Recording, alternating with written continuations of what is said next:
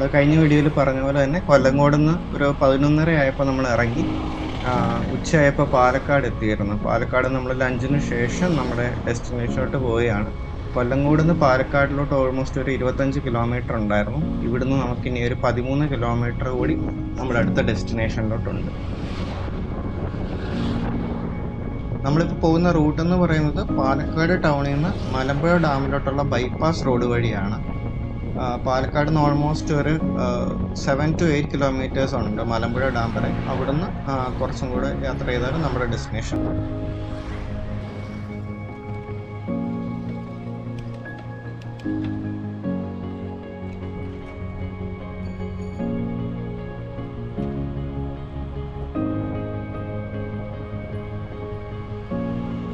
നമ്മളിപ്പോൾ മലമ്പുഴ ഡാം എത്തിയിട്ടുണ്ട്.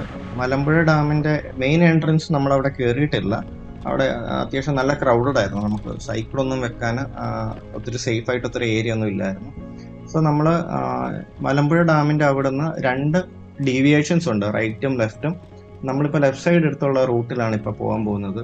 2 view point ഉണ്ട്. ലെഫ്റ്റ് എടുത്താലും റൈറ്റ് എടുത്താലും നമ്മൾ നല്ലൊരു വ്യൂ പോയിന്റായിട്ടാണ് എത്തുന്നത്. ഏകദേശം സിമിലർ ആയിട്ടുള്ള വ്യൂ തന്നെയാണ്. അതിൻ്റെ 2 സൈഡിലായിട്ടാന്നേ ഉള്ളൂ. നമ്മളിപ്പോൾ പോകുന്നത് ലെഫ്റ്റ് സൈഡിലോട്ടാണ്. ഈ ഒരു റൂട്ടിലാണ് കുറച്ചും കൂടെ ടൂ വീലറും സൈക്കിളൊക്കെ ഓടിക്കാൻ കുറച്ചും കൂടെ നല്ല ഏരിയ ഉണ്ടെന്ന് കുറച്ച് പേരോട് ചോദിച്ചപ്പോൾ പറഞ്ഞിരുന്നു. ഒപ്പം തന്നെ റൈറ്റ് സൈഡുള്ള ഒരു വ്യൂ പോയിന്റിലോട്ടാണ് നമ്മളെ മാപ്പ് നമ്മൾ ഡയറക്റ്റ് ചെയ്യുന്നത്. നമ്മൾ മാപ്പിൽ ആ ഒരു റിസർവർ വ്യൂ പോയിന്റ് അടിച്ചു കഴിഞ്ഞാൽ ആ റൈറ്റ് സൈഡിലോട്ടുള്ള 7 കിലോമീറ്റർ പോകുന്ന റൂട്ടിലോട്ടായിരിക്കും നമ്മളെ ഡയറക്റ്റ് ചെയ്യുന്നത്. സോ ഞാനിപ്പോൾ ലെഫ്റ്റ് സൈഡ് എടുത്തിട്ട് ആ ഒരു ലെഫ്റ്റ് സൈഡിലുള്ള വ്യൂ പോയിന്റിലോട്ടാണ് പോയിക്കൊണ്ടിരിക്കുന്നത്.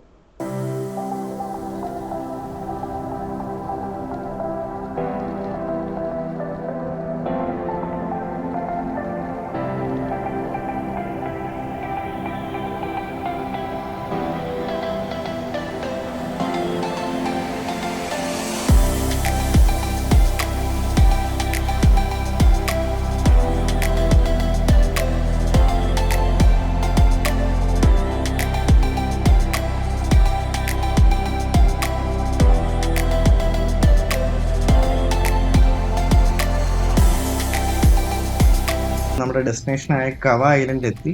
ഇവിടെ നോക്കി മലമ്പുഴ ഡാമിൻ്റെ റിസർവോയറും ഒപ്പം തന്നെ ഈ ഒരു ചുറ്റുമുള്ള മലകളുടെ വ്യൂ ആണ് ഇവിടുത്തെ ഒരു മെയിൻ അട്രാക്ഷൻ എന്ന് പറയുന്നത്. അപ്പം നമുക്ക് ഈ റിസർവോയറിൻ്റെ അക്രോസ് ഉള്ള ഏരിയയിൽ കൂടെ നമുക്ക് ഇതുപോലെ വണ്ടി ഓടിക്കാം. ഒത്തിരി ട്രാക്സ് കിടപ്പുണ്ട്. നമുക്ക് 2 വീലറും 4 വീലേഴ്സ് എല്ലാം ഓടിക്കാനുള്ള സ്പേസ് ഉണ്ട്. ഇപ്പം വെള്ളം ഒരു മീഡിയം ലെവലുള്ള ടൈമാണ്. ഇങ്ങോട്ടെല്ലാം വെള്ളം കയറുന്നതാണ്. സോ ഈ ഒരു സമയത്ത് നമുക്ക് അത്യാവശ്യം നന്നായിട്ട് വണ്ടി ഓടിക്കാനൊക്കെ പറ്റും. സൈക്ലിംഗ് വരുന്നവർക്കൊരു MTB ആയിട്ട് വരുന്നവർക്ക് നല്ല രീതിക്ക് ഈ ഒരു ഏരിയ മൊത്തം എക്സ്പ്ലോർ ചെയ്യാൻ പറ്റും. നമുക്ക് ഡ്രൈവ് ചെയ്യാൻ ഒരുപാട് ഏരിയ ഉണ്ട്. അത്യാവശ്യം ഒരു ഗ്രാവൽ ടെറൈൻസ് ഒക്കെയാണ് കൂടുതലുള്ളത്. സോ നമുക്കൊരു റോഡ് ബൈക്കോ ഹൈബ്രിഡ് ബൈക്കായിട്ട് വരുന്നവർക്ക് കുറച്ചൊരു റിസ്ക് ഉണ്ട്, പഞ്ചറിനുള്ള ഒരു സാധ്യതയുണ്ട്. ഈ ഒരു വീഡിയോ ഷൂട്ട് ചെയ്യുന്ന ടൈം എന്ന് പറയുന്നത് ഏകദേശം ഒരു 2:30 അത്യാവശ്യം വെയിലുണ്ട്, ബട്ട് നമുക്ക് അങ്ങനെ ഒരു ചൂട് അറിയുന്നില്ല. അത്യാവശ്യം നല്ല കാറ്റുള്ളതുകൊണ്ട് നമുക്ക് ആ ചൂട് അറിയുന്നില്ല. ഈ ഒരു ഏരിയയിൽ അങ്ങനെ മഴ കിട്ടിയിട്ടില്ല അധികം. ഇപ്പോൾ വെള്ളം ഒരു മീഡിയം ലെവലിലേ ഉള്ളൂ. സോ ഈ സമയത്ത് നമുക്ക് എക്സ്പ്ലോർ ചെയ്യാൻ പറ്റും. ഒത്തിരി വെള്ളം ആയിക്കഴിഞ്ഞാൽ നമുക്കിപ്പം ഡ്രൈവ് ചെയ്യാനൊക്കെ പറ്റത്തില്ലായിരുന്നു.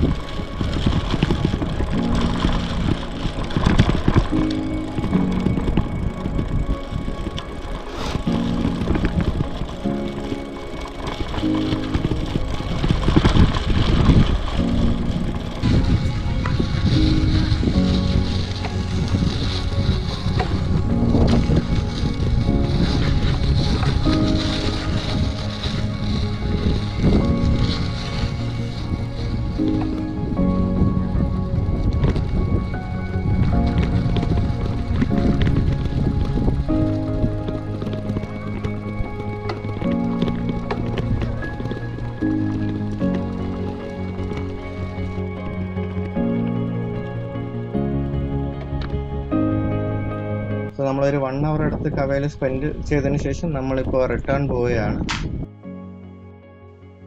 നമ്മളിവിടെ നിന്ന് തിരിച്ച് പാലക്കാട് ടൗൺ ചെന്നിട്ട് പാലക്കാട് നിന്ന് മെയിൻ ഹൈവേ വഴി വടക്കഞ്ചേരി, മണ്ണൂത്തി, അങ്ങനെ കൊരട്ടി പോകാനാണ് പ്ലാന്. പിന്നെ ഇടയ്ക്കത്തെ ഇനി ഫുഡ് ടൈമും ബ്രേക്ക് എല്ലാം കൂടെ കൂട്ടി ഒരു 10 മണിയാകുമ്പം നൈറ്റ് കൊരട്ടി എത്തുന്നതാണ് എക്സ്പെക്ട് ചെയ്യുന്നത്.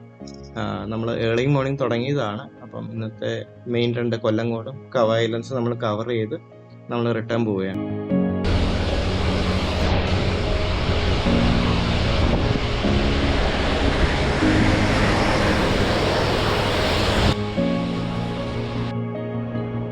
പാലക്കാട് നമുക്കെങ്ങും മഴ കിട്ടിയിരുന്നില്ല. ബട്ട് നമ്മൾ തിരിച്ചു വന്ന വഴി മണ്ണൂത്തി തൊട്ട് കൊടകര വരെ ഓൾമോസ്റ്റ് ഒരു 1 അവർ നമുക്ക് കണ്ടിന്യൂസ് ആയിട്ട് നല്ല ഹെവി റെയിൻഫോൾ കിട്ടി. നല്ലൊരു അടിപൊളി റിഫ്രഷിങ് എക്സ്പീരിയൻസ് ആയിരുന്നു. സോ ഓൾമോസ്റ്റ് ഒരു 250 കിലോമീറ്റർ ടോട്ടലാണ് നമ്മുടെ ഡിസ്റ്റൻസ് കവർ ആയിട്ടുള്ളത്. 10 മണിയായപ്പം കൊരട്ടി എത്തിയിരുന്നു. സോ നമ്മുടെ റൈഡ് എൻഡ് ചെയ്യുകയാണ്. നമ്മുടെ നെക്സ്റ്റ് റൈഡ് എന്ന് പറയുന്നത് അതിരപ്പള്ളിയും മൂന്നാറൊക്കെയാണ്. സോ അതിൻ്റെ വീഡിയോസ് ആയിട്ട് നമുക്ക് വീണ്ടും കാണാം. Thank you.